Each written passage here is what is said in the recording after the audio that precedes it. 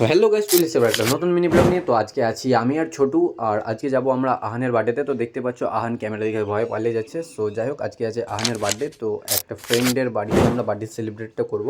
So আমরা এখানে wait করছিলাম মিশনদা এখনও আসেনি। তো মিশনদা এখন আসবে। আর এখানে কেক রেডি, দেখতে পাচ্ছ কেকের design.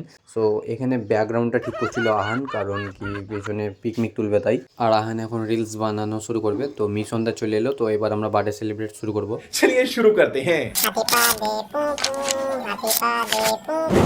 Happy birthday, dear Rahan. Happy birthday, poo poo.